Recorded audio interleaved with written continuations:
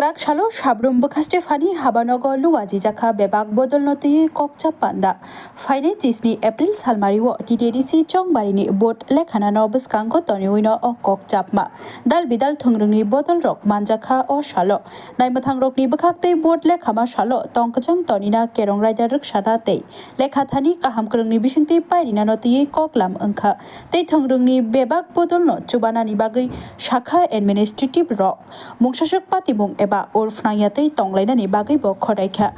abno kare kokchap thani manjangnai rok bo haino administrative ni thani kok rikha mungsa dera koro angyatei khe tongkhorkachang toninani bagai আজকে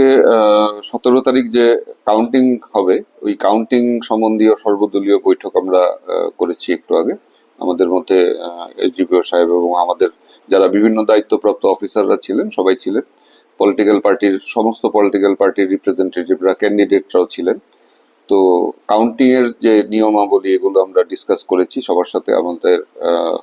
ওনাদেরকে অবহিত করেছি যে কি কি নিয়মে কাউন্টিং হয় স্টেট ইলেকশন কমিশন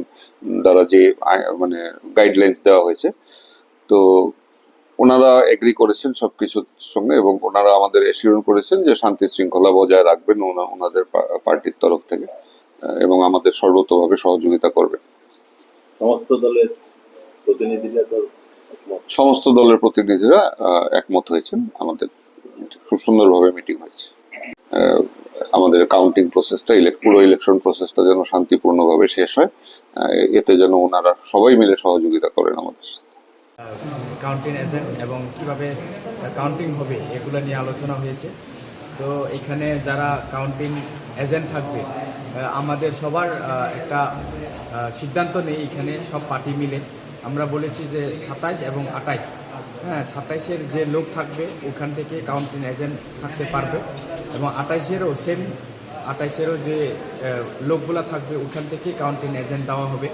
তো কিন্তু গাইডলাইনে এরকম ছিল না কিন্তু আমরা পিসফুলি আমরা মিটিং করে এইগুলো একটা সিদ্ধান্ত নিয়েছি এসডিএমের সঙ্গে এবং আমাদের যে অফিসারের সঙ্গে তো খুবই ভালো লাগেছে আজকে যে মিটিংগুলো হয়েছে